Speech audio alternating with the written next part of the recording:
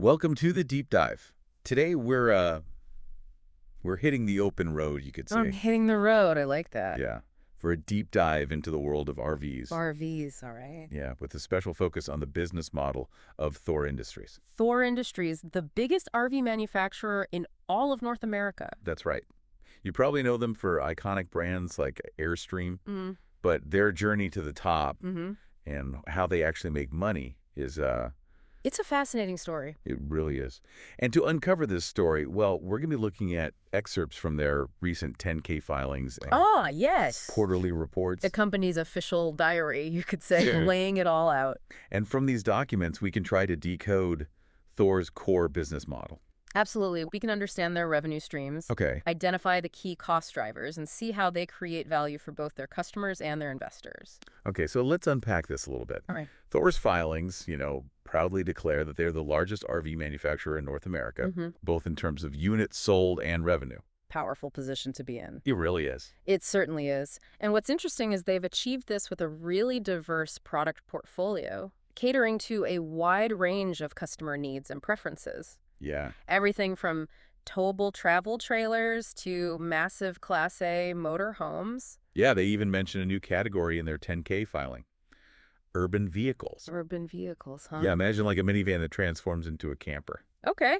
Yeah, that's pretty neat. It's a clever way to tap into a growing market. Totally. People who want the flexibility of an RV but don't want to sacrifice everyday practicality. Totally. Yeah, I could see that. Thor's filings also emphasize a build-to-order system Okay. for their North American production, All right. which aims to minimize inventory costs by building RVs only after receiving dealer orders. This makes a lot of sense. It's advantageous for managing inventory and responding to specific customer demands. Right. Although it does rely heavily on a smooth functioning supply chain. Well, that's what I was going to say. Speaking of supply chains, Thor highlights this really delicate balancing act Yeah. of relying on chassis suppliers, Oh, yeah. particularly in Europe, where disruptions can significantly impact their production schedule. And their cost structure. And cost structure, exactly. Their filings talk about how recent supply chain disruptions have really tested their ability to manage costs and maintain production schedules. Right, it's like a giant puzzle where all the pieces Yes. need to fit perfectly. Absolutely. Speaking of puzzles, Thor's 10K filing also reveals the seasonality of the RV business. Ah, yes. The ebb and flow of demand throughout the year. Totally, yeah. And historically, RV sales tend to be lower during the colder months. Makes sense. But they also mentioned that recent sales haven't strictly followed these historical patterns. Well, that's interesting. Yeah, like their second fiscal quarter, which ends on January 31st, is typically the slowest. Yeah. But the pandemic, with its surge in demand for outdoor recreation, seems to have thrown a wrench in those usual seasonal trends. Absolutely. It highlights the importance of adaptability and strategic planning Right. when you're dealing with unpredictable external factors. Thor's 10K also details their product warranty, which covers most parts for 1 or 2 years, Okay. with extended coverage for structural components.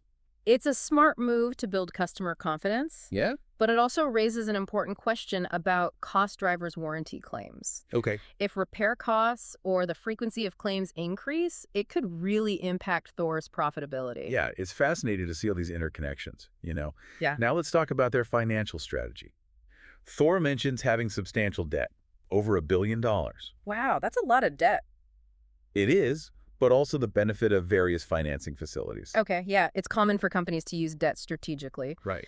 Thor specifically mentions the term loan facility, senior unsecured notes, and other debt facilities, and has been actively managing this debt, particularly through refinancing. So it's not just about how much debt they have, but also how they manage it Absolutely. to ensure financial stability. Exactly. They also emphasize the importance of attracting, selecting, engaging, developing, and retaining strong, diverse talent through competitive pay and benefits. That's huge. It is. Really highlighting the role of human capital in their success. Totally. And they even have buyback programs to manage their stock price and potentially return value to shareholders. It's a sign of confidence in their own future prospects. Absolutely. And a way to reward investors. Thor's quarterly reports provide some additional insights into their operations. For instance, their January 2024 report shows their European RV backlog decreased significantly compared to the previous year. Okay, why is that? Well, they attribute this decrease to improved chassis supply availability. So going back to what we talked about earlier about reliance on chassis suppliers. Yeah, This is a real-world example of how those relationships can really impact Thor's bottom line. they're sure. Interesting. And their European sales are concentrated in 10 key countries, highlighting the regional focus of their strategy. Makes sense. That focus allows them to tailor their offerings and marketing to specific markets Right. and gain a potential competitive advantage. That's right. Smart. Thor's January 2024 report also sheds light on some of their other financial activities, like their investment in the RoadPass digital joint venture, Okay. which unfortunately resulted in operating losses for that quarter. It's a good reminder that even successful companies Yeah. face risks and that diversification doesn't always guarantee a positive return. For sure, for sure. They also mentioned their commitment to continuing regular quarterly cash dividend payments. Okay, so a way to consistently reward shareholders, Uh-huh. signal financial stability. Right. But they note that their ability to pay dividends is subject to certain conditions. Of course, So there's a delicate balance it is. between rewarding investors and ensuring long-term financial health. Makes sense. Thor's first quarter 2024 report also reveals a significant increase in their corporate interest expenses compared to the previous year. Well, yeah, not surprising given the rising interest rates we've seen globally. Right. It's impacting everyone. Exactly. However, the report also mentions some interesting offsetting factors, Oh, like what? like increased interest income from higher average cash balances and lower debt interest expense due to actively managing their debt levels. So they're using various financial levers to mitigate the impact of rising interest rates. Yeah, exactly. Interesting. Their October 2024 report gives us a glimpse into their North American outlook. They acknowledge the impact of economic factors like inflation, consumer confidence, and interest rates on RV sales. They're not shying away from the challenges. Nope. It's refreshing to see that level of transparency. Yeah, they also note that RV dealers are reevaluating their desired stocking levels. Okay. It could mean lower inventory levels in the future, Yeah, a potential ripple effect of those economic factors we just discussed. makes sense. If dealers are buying less, it's going to impact Thor's production volume? Exactly. It's all interconnected. It But despite these near-term challenges, Thor remains optimistic about the long-term growth potential of the RV industry in North America. Okay. I like the optimism. Yeah, and they cite a few key factors. The increasing popularity of outdoor activities, Yeah. a shift in consumer preference towards experiences over material possessions. I can see that happening. Yeah, and the availability of camping and RV parking facilities. So they're looking at the bigger picture. Exactly. And their April 2024 report gives us a breakdown of their North American RV sales, highlighting the performance of different RV classes. All right, break it down for us. Well, they saw a significant decrease in sales for their motorized RV segment, Okay. primarily attributed to a softening in dealer and consumer demand. Yeah, makes sense. But it's worth noting that their market share for motorhomes remains strong, Okay. suggesting they're still a dominant force in the industry. They're holding their own. Yeah, they are. Thor is a company that clearly understands the importance of managing multiple moving parts, from production and supply chains to finances and marketing. They've got a lot on their plate. They do, and they're doing so while navigating a complex and ever-evolving landscape. Impressive. It is now. Let's shift gears a little bit and take a closer look at their core business model. Okay, sounds good to me. Where do we even begin with something as complex as a business model? Well, a great place to start is with revenue streams, Okay. how a company makes money. Right. For Thor, it's pretty straightforward. Okay. They generate revenue primarily through the sale of recreational vehicles. Okay. Yeah. Makes sense, considering they're the largest RV manufacturer in North America. Right, but they don't just sell RVs, do they? That's a good point. You're right. Yeah. While RVs are their bread and butter, they also generate revenue from other sources, such as providing financing to dealers and customers through their financing arm.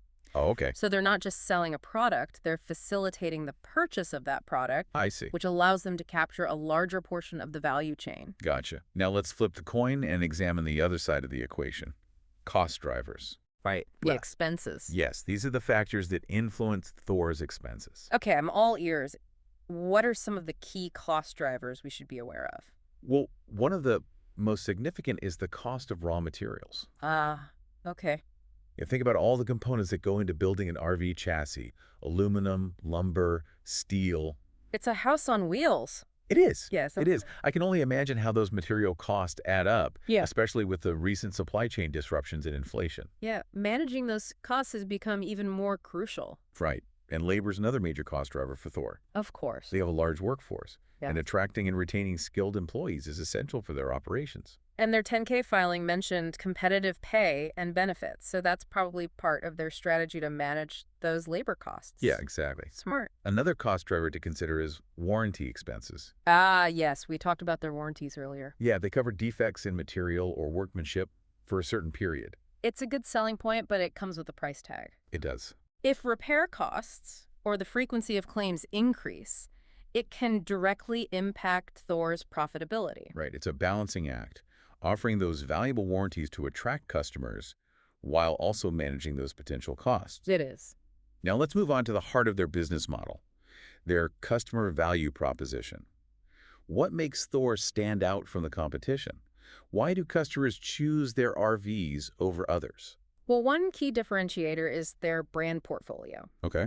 Thor owns a wide range of well-known and respected RV brands, each catering to different customer segments. Right, they've got Airstream for the luxury market, Heartland for families. Exactly, and many more. It's like a one-stop shop for all your RV needs. It really is. And this diversity allows them to appeal to a wider audience and capture different market niches. Right. Smart. And what about innovation? Are they pushing the boundaries of RV design and technology? They are. They are. Okay. THOR invests heavily in research and development to create innovative features and designs that meet evolving customer needs, like fuel efficiency, smart home integration, even off-grid capabilities. You got it. They're staying ahead of the curve. We are. Very important in this industry. Another key element of their customer value proposition is their build-to-order system, at least in North America. Right, we talked about that. Allows customers to customize their RVs Yes. to their specific preferences, which is a really powerful way to enhance customer satisfaction and build brand loyalty.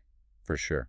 So THOR is differentiating itself through its brand portfolio, innovation, and customization options. Exactly. But what are some of their most critical operational activities? Well, one of the most crucial is their supply chain management. Okay. Remember how we talked about they rely on chassis suppliers and a whole network of component providers? Managing those relationships effectively is absolutely essential. Especially in light of recent disruption. Exactly, for ensuring a smooth production process and minimizing delays. Right. Another critical activity is their manufacturing process. Their 10K filing mentioned their efficient assembly line manufacturing processes. Right. Optimizing those processes for speed, quality, and cost effectiveness is key to their success. Makes sense. They also need to stay agile and adapt to changing market demands and industry trends. Flexibility is key in today's business environment. It really is. What about sales and marketing? And they need to reach their target customers Right. and effectively communicate their value proposition.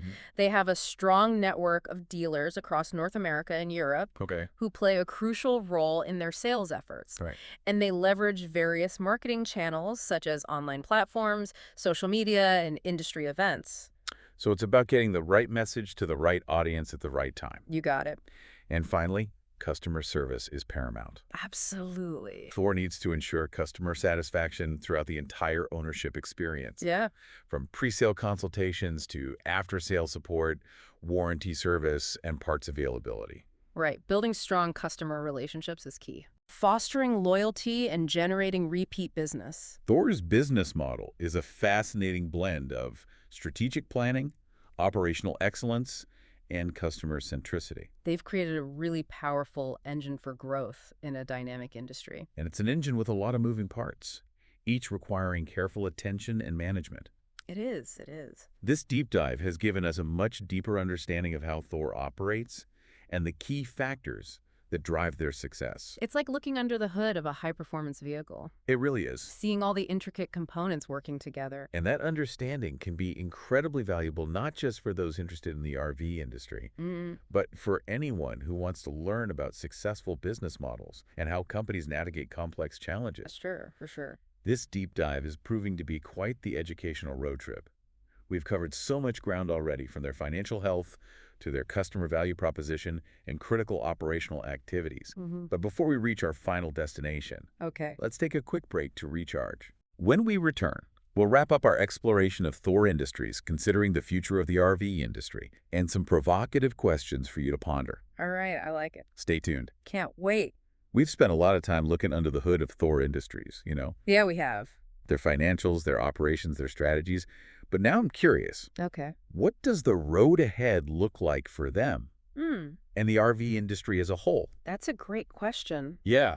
And honestly, the landscape is constantly evolving. Yeah. But we can get some clues from Thor's own filings. Okay. They mention a growing emphasis on sustainability Okay. and responsible corporate citizenship, Mm-hmm. which aligns with a larger consumer trend Yeah. towards eco-friendly products. So could we see a future with RVs built from sustainable materials, maybe even running on solar power? Absolutely. Imagine RVs with rooftop solar panels, Yeah. minimizing the need for campsites with electrical hookups. Wow. That would open up a whole new world of off-grid camping possibilities. That would be incredible. And what about the rise of electric vehicles? Thor's already dabbling in that market with their urban vehicles. Right. Could we see a surge in electric RVs in the near future? It's definitely a possibility, Okay. especially as concerns about fuel costs and emissions continue to grow. Yeah. Electric RVs could be a game changer, Yeah. appealing to a more environmentally conscious consumer base. But wouldn't charging be a major hurdle? Yeah, that's a good point. Imagine trying to charge an electric RV on a cross-country trip. Right. We need a much more robust network of charging stations than what we currently have. Yeah, you're right. The infrastructure would need to catch up. It's Yeah. a classic chicken and egg dilemma. Yeah. Which comes first, the electric RVs or the charging stations? Right. Yeah. But if those pieces fall into place, it could truly revolutionize the RV industry. For sure. For sure. And while we're on the topic of future tech, what about autonomous driving?